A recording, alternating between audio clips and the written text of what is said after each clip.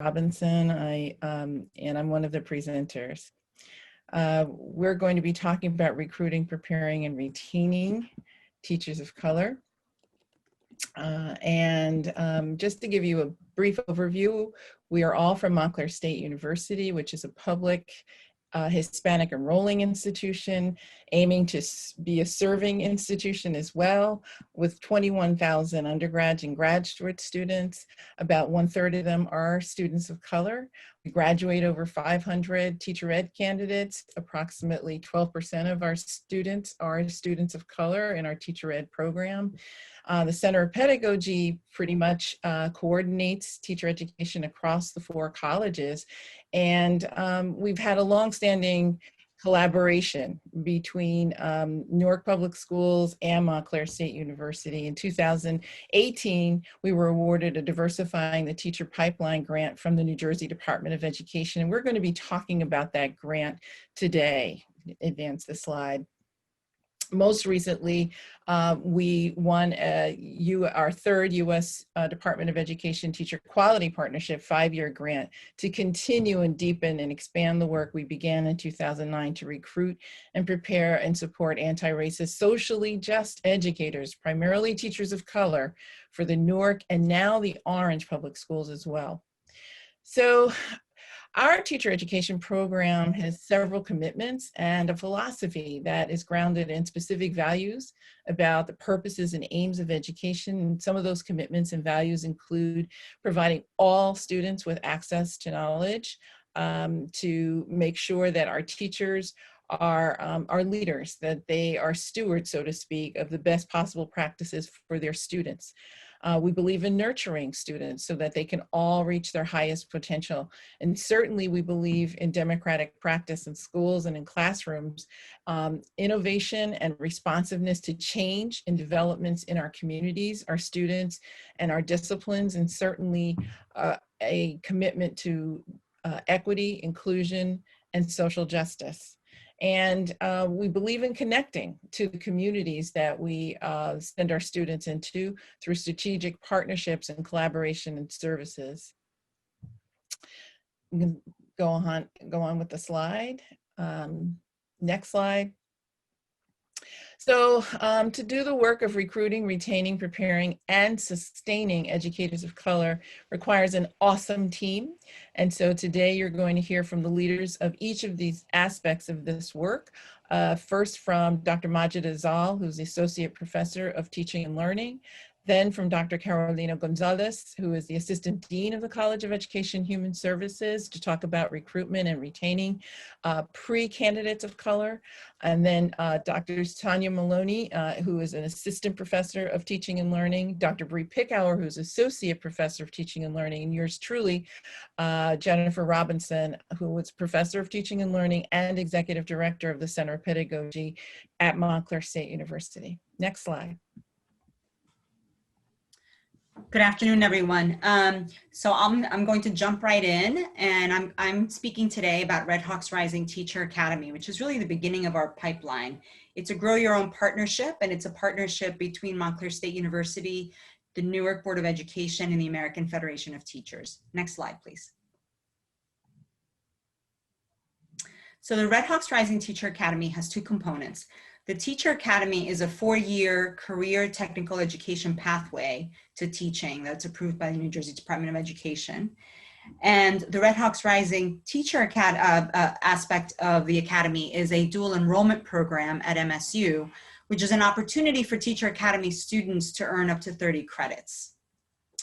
Our specific aims are to recruit students from the Newark community, prepare them to enter the teaching profession, and support them through teacher education program at Montclair State University, and then return back to the city of Newark as teachers of record.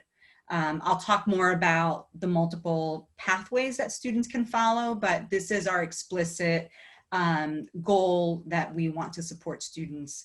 And then our program aligns with the need to increase Black, Indigenous, people of color, and particularly Black males in the teaching profession. Next slide, please. So in terms of the relevance and impact, we directly address 2 areas of need: the lack of diversity in the teacher workforce, particularly among Black, Indigenous, and Latinx males, the need for career and technical education programs that create a pathway to careers in education.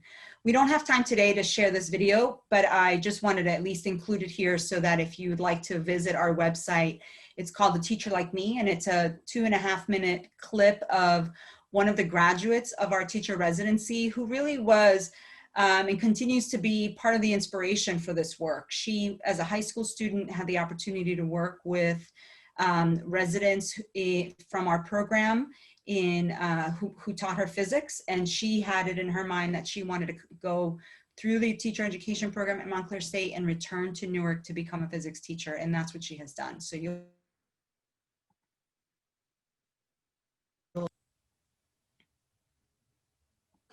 next slide. So in terms of our relevance at the state level, what we're trying to address, and you all, I see many familiar faces, so you're familiar with these statistics that the teacher-student race gap in New Jersey is one of the largest in the country. The white teacher workforce in New Jersey is 84.4%. The Black and Latinx teacher workforce in New Jersey is 13.2%. The Black and Latinx student population in New Jersey is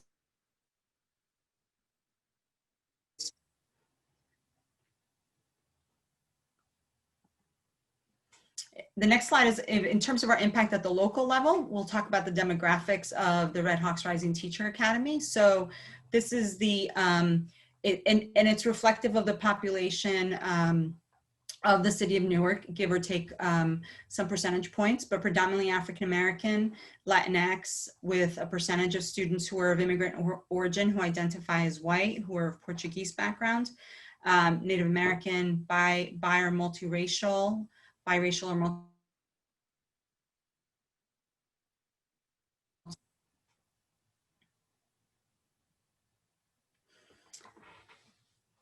So in terms of the course progression for our program, the Career Technical Education program, we have 2 cohorts, one at Eastside and one at University High School. We now are in our 2nd year, so we have a 9th grade group and we have a 10th grade group. Our courses are focused on social justice and why teaching matters. So we're not focused on exposing students to how to teach, but really wanting to situate students in the larger conversation about the context of education in the US and locally. How did we get here? How did we get to the point where we have the kinds of disparities that we do? What are the ways in which our communities exhibit commitments to education and support the education and support families within our communities? So our 9th grade course is an introduction to socially just education, modeled after pathways to teaching, Dr. Margarita Bianco out of the University of Colorado in Denver. And our 10th grade course is based on participatory action research, and it's called Youth Education and Action. Our plan for our 11th grade course will be focused on disability and inclusion and language and culture. And our 12th grade course will be a field seminar. And as you can see, each of those courses carries a field experience. In terms of the, you can go to the next slide. So once students are in the 11th grade, they're able to participate in the dual enrollment program, which will be courses offered by Montclair State University on site at the high schools. And the courses will be 100 level courses that will introduce students to general education credits. And some of the courses listed here are some of the possibilities that we hope to and we plan to make a decision locally about which specific courses will be offered, but this is the general sequence. So students will take up to 6 credits each semester, and then including the summer, giving them the opportunity to earn up to 30 credits prior to graduation. Next slide, please. Once they've graduated high school, if students have earned up to 30 credits, and the reason I say up to 30 credits is that we really want to attend to specific students' needs. So if there are students who feel like they have the capacity and the time and to take on two college courses a semester, we're here to support that. If there are students who want to take 1 college course a semester, we're also here to support that possibility. And then throughout the entire process, they'll still be a part of the Teacher Academy. They'll still have the opportunity to earn their career technical education credits and have the field experience. What's important about this slide is that once students enter MSU, if they have earned up to 24 credits, actually, they'll have advanced standing, and they'll be in their first year.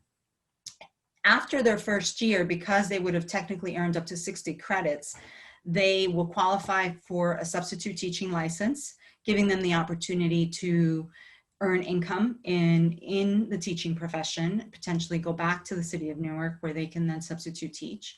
And then they can select any major, or they can select teacher education. Of course, our goal is to support them to choose teacher education, but we also recognize that students may develop different interests along the way, that given that they're entering the Teacher Academy in 9th grade, it's a very early stage, and the research in dual enrollment shows that it's really too early to ask students to make that kind of commitment. So our explicit goal is to really expose them to the profession and to provide them with the kinds of critical lenses that we think will allow them to be successful. If they do choose teacher education, they can choose the P to 3 pathway, the K to 6 pathway, or the P to 12 pathway where they would focus on a content area. And then they can choose to be either single certification or dual certification. And that's my last slide.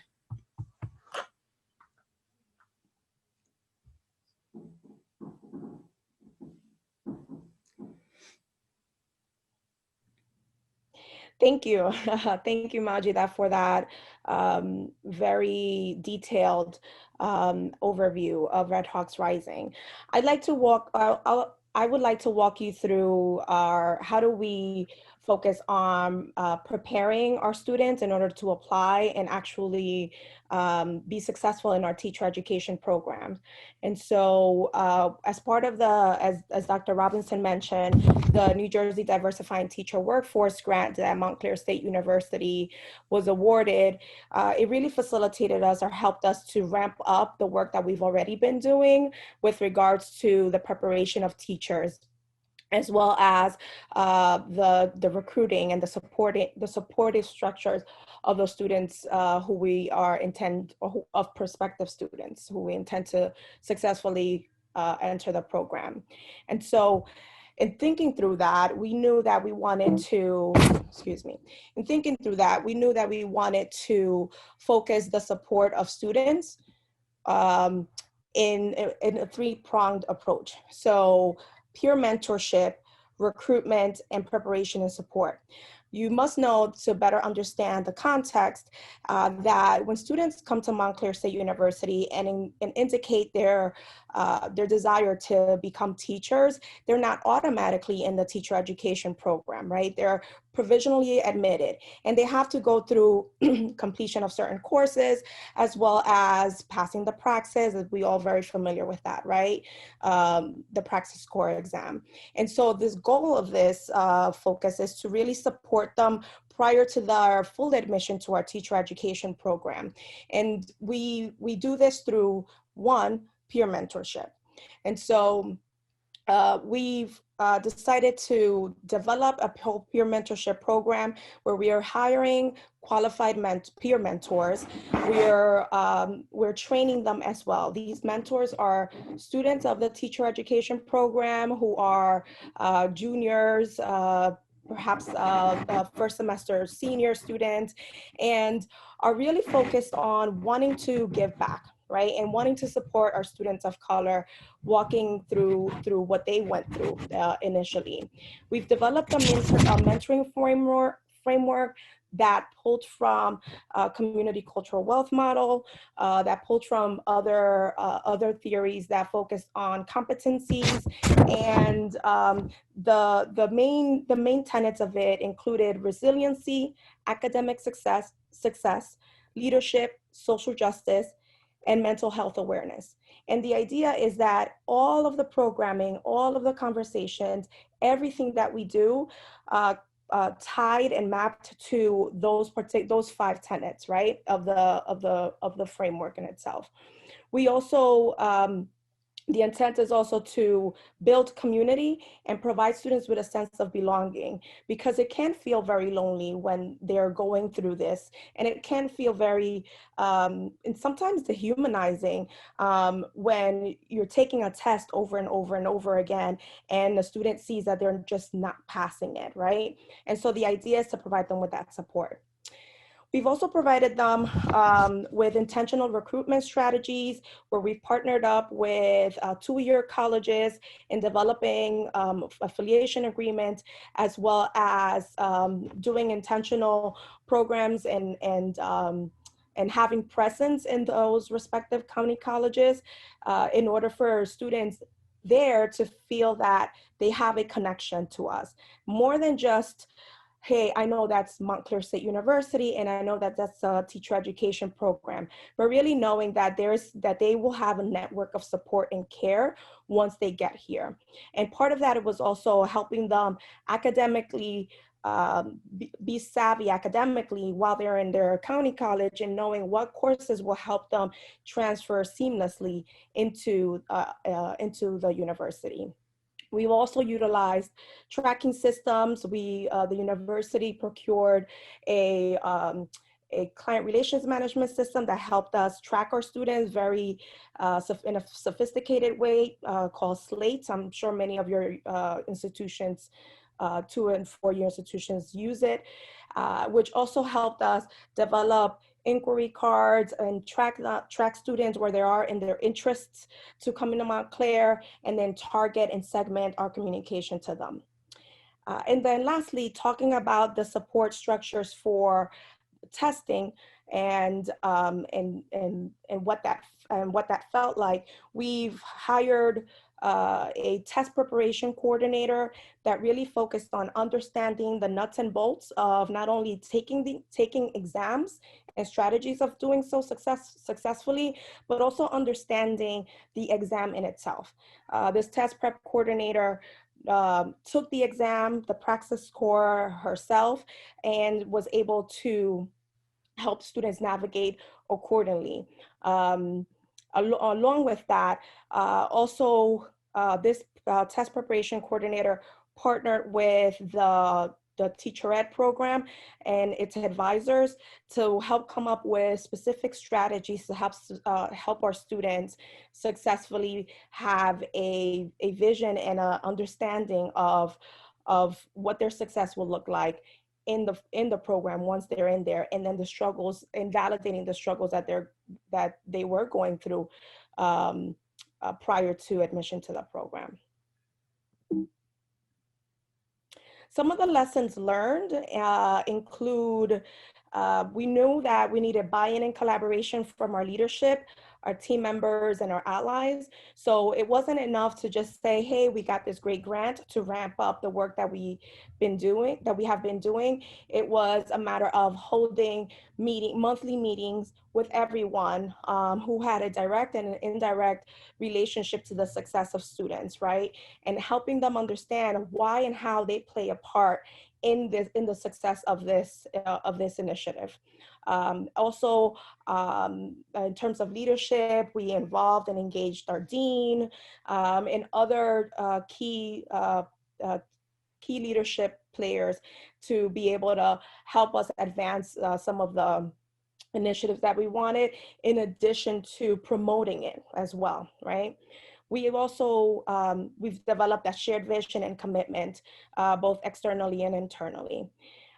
In addition to that, we know that 50% of our New Jersey community college students were students of color. So creating a seamless pathway for community college students was only going to, one, primarily benefit them in their endeavors, but also benefit not only our university, but our program, right? And then also challenge the way in which we did our work, right? How do we cater and design the holistic student engagement approach that we have for our traditional college-going students along with, to our transfer student population, right? How do we kind of change our practices? In addition to that, we develop clear processes and pathways for high school students. So many of what Dr. Zaal was previously talking about, right? Really focusing on how do we think about this pipeline in a more sustainable way. And almost lastly, the mentoring relationships that students built on have been essential to the success of this. They've created a social media presence. They have events that are really engaging and really meaningful. They have Black Lives Matter events. They have events that focused on mindfulness, focused on a book circle. So they're just very intentional about the work that they did, and also helped students understand that they were not alone.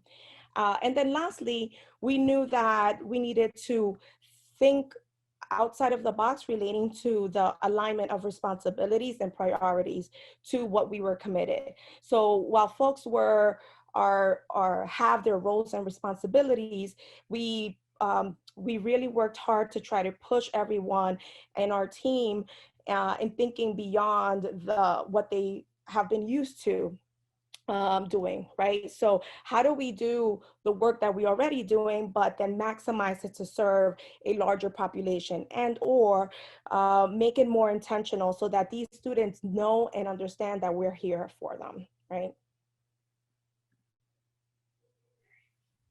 So I'll hand it off to my colleague, Dr. Picower, for this. Hi, we're actually going to, because of time, we're not going to do this breakout room, but if you could just go to the next slide.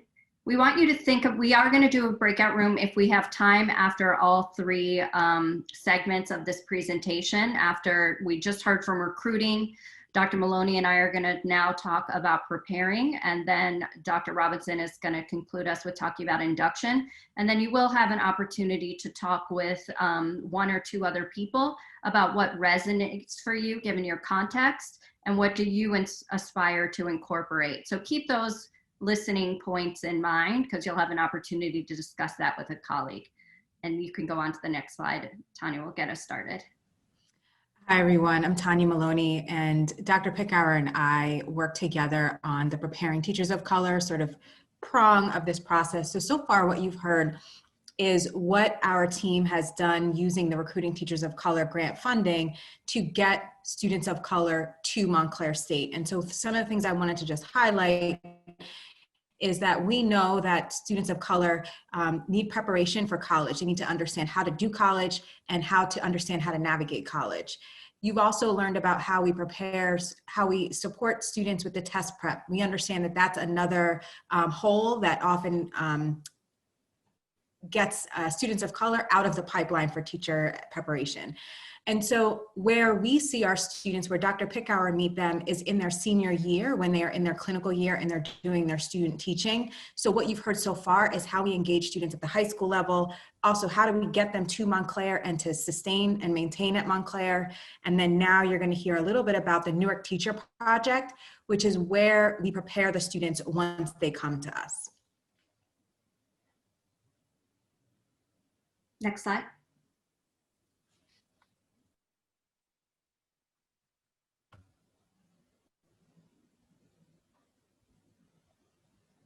Okay, Tanya, I thought that was you, but I'll go ahead and I'm not sure, so I'll go.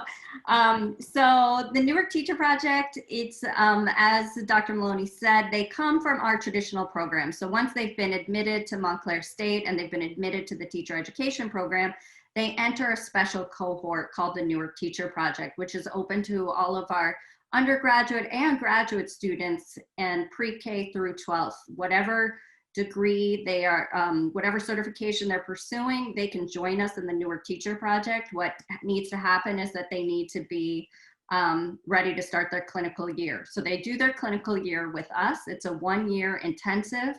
We do have a summer program where we really ground the students in a social justice, racial justice lens and framework that they then apply to all of their classroom teaching, so that They're really viewing, they all are preparing to become teachers in Newark, and they really become grounded in understanding the community cultural wealth of Newark and use that as a lens to think about the curriculum that they develop as well.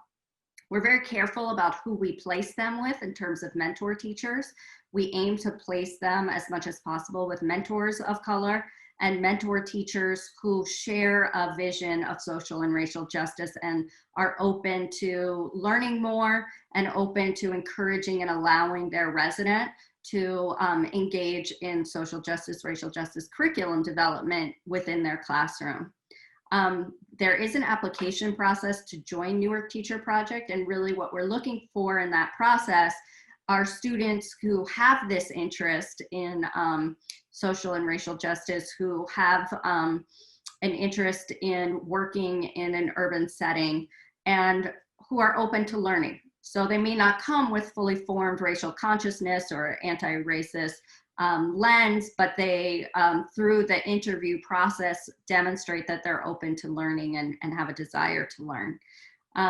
In the past, we've been supported by a Recruiting Teachers of Color grant, and we have our fingers crossed that we're going to be supported by a different grant in the upcoming years.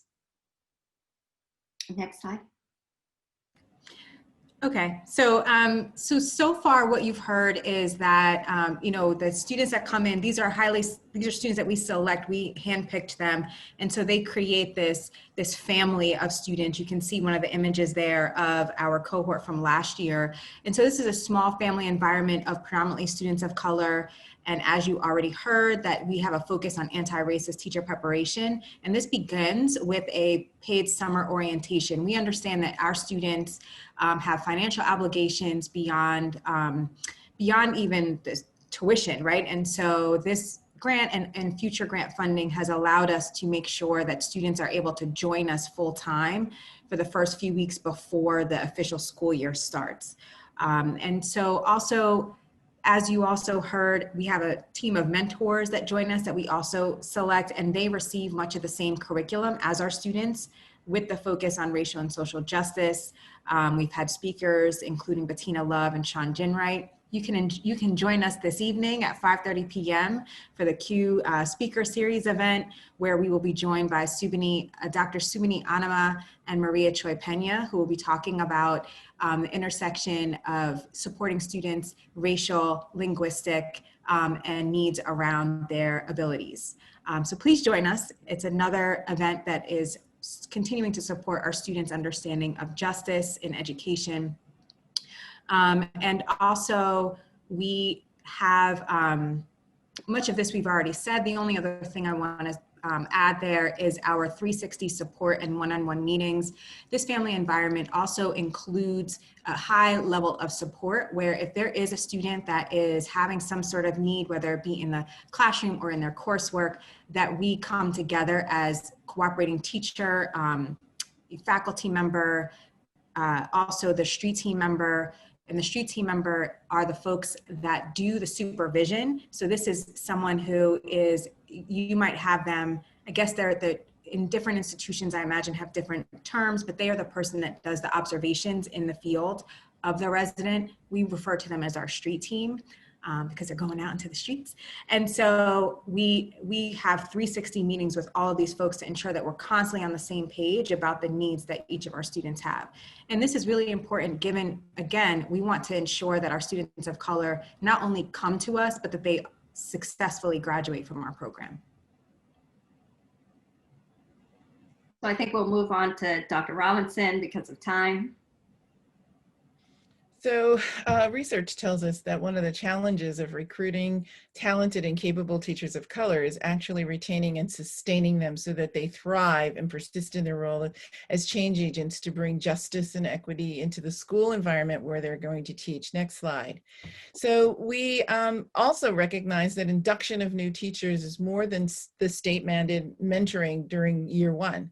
And so, and our partner district agrees. And so we certainly do as much as we can and to bring our all 3 years, the first 3 years, leading them up to tenure in our induction work.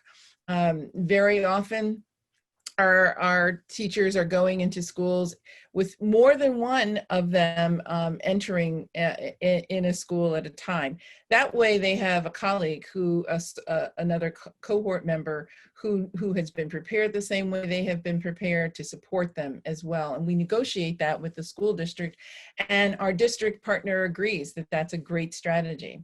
Our induction program begins with the hiring process that educates our candidates about the overall district itself and provides a lens that our candidates are seeing through to see how they might begin to invest their talent. It leverages collaboration among and across cohorts of teachers prepared in our program, and it promotes teacher leadership by tapping into our graduates' expertise to provide professional development for those who are coming after them. And it's also responsive to the needs of our novice teachers, focusing on problem solving, support, and broad participation. Next slide. So the induction support that we provide is really differentiated for year 1, 2, and 3, and it's based upon the developmental level of the teacher, particularly as, again, trying to make sure that we are meeting the needs of our teachers of color who are beginning their journey as career teachers. And at each level, teacher reflection is developed. We also suggest that students also, that our graduates also engage with their cohort members socially and in the same ways that they did when they were in preparation phase, socially, as well as supporting each other's mental health in a way that sustains them. And then also focusing on social justice and equity, which is emphasized through their annual projects, such as their teacher growth stories, guided action research, and teacher leadership projects that get them beyond the classroom, but actually influencing the school as overall. Next slide. So what lessons have we learned about induction? And again, this whole grant focused on recruiting teachers of color, retaining them, especially in the pre-admission phase, preparing them, and now inducting them into the district so that they are sustained and they are retained. Certainly, induction involves strong school-university partnership, expert mentors and coaches who model anti-racist practices, and also those who have skill in classroom pedagogy. So we are constantly focusing our attention on anti-racist behaviors and building equity into our schools. Knowledge of children and teacher development as well. High quality induction also serves the needs of new teachers and those who work with them to stem attrition, not just the teachers, but also their mentors and also the administrators. And it focuses on the actual problems that are shared by new teachers in context-specific ways and helps to sustain their mental health and well-being. So now you're going to have, next slide, another, hopefully 3 minutes to share what resonates with you regarding preparing and sustaining teachers of color. Bree, do you want to take this? Yes, so I'm about to send you to a group for 3 minutes with 1 or 2 other people. So please share what has resonated for you. Any questions that came up, we'll come back and try and address any questions that came up.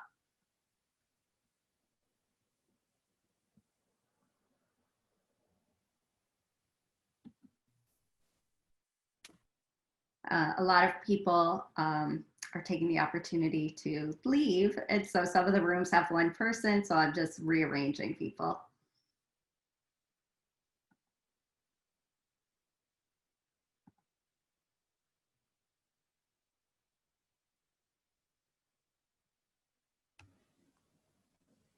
Hi, Renee.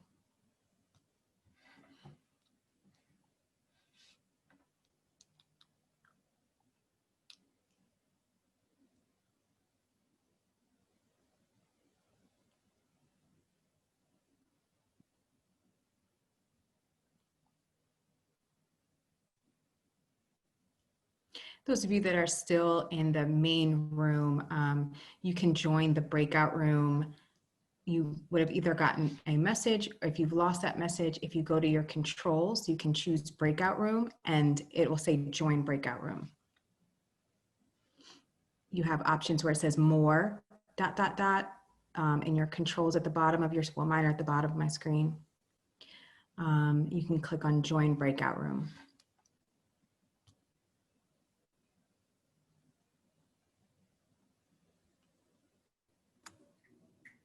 Nobody came to my room. Yeah, yep. A lot. One thing you might want to just do is have that conversation here. You're in the main room, but it doesn't mean that you can't have that conversation here in the next few minutes. So maybe John and Beninder and Timothy and Beverly. What resonated with you, and what do you aspire to incorporate? Well, what I liked, I was thinking about it, and we were thinking, and I liked that slide, and I came in a little bit late, the one that had the layout of the peer mentorships, recruitment, preparation, and support, because it gave, in that one slide, 3 ways to think about it. And maybe I kind of think comprehensively. So what areas would we have to develop, or where could we look? Or even if we only did one of them, or, you know, how do we think about it? It gives a way to think about it. So that was a great takeaway for me.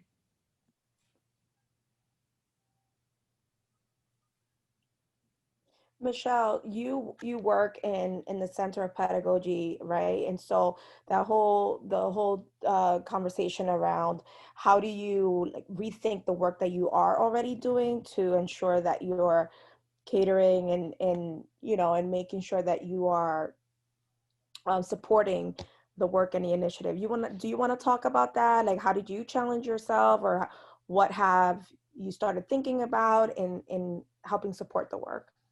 Sure. We have started to utilize, I would say, a more holistic approach to our advising based on the experience that I had working with the Newark Montclair Urban Teacher Residency and working with my lovely colleagues in NTP. So when we have concerns about students now, I find that we're no longer working on them in silos. We're trying to work on them as a team.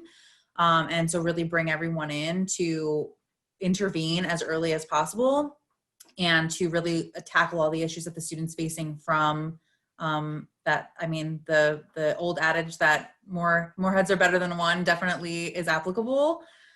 So that's been really helpful, just to have extra ideas, extra supports when working with students, to kind of scaffold their experience as they move through the program. So that's something that has been really beneficial to me in my role, for sure.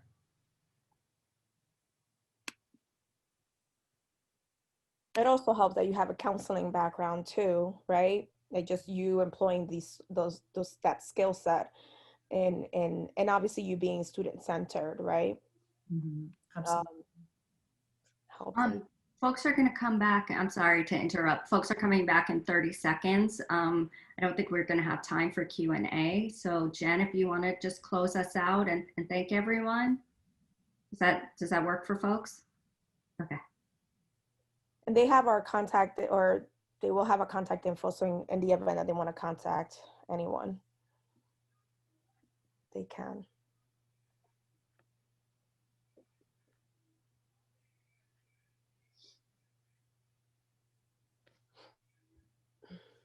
Carolina, maybe we can go back to the first slide. That might be the best slide for us to go back to.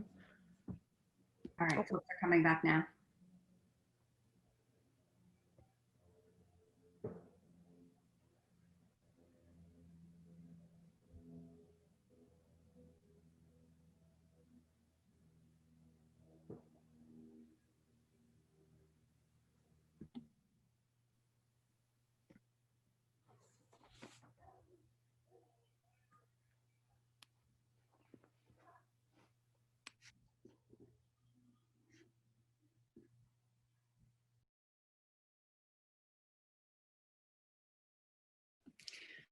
Is everyone back yet? Okay, so because we had our own technical difficulties at the very beginning, we want to just end our time together by thanking everyone for your participation. We truly appreciate a lot of the questions that did come up in the chat. We hope that we answered as many of them as we could. And if you are interested in learning more about our work, You can certainly visit the Montclair State website and learn more about our work there. Also, I think we can all put our email addresses in the chat and let everyone have access to us so that you can contact us at any time. And we just want to thank you again for participating in today's session, and we hope that you will also fill out the evaluation form, and you will probably get a chance to go to the next session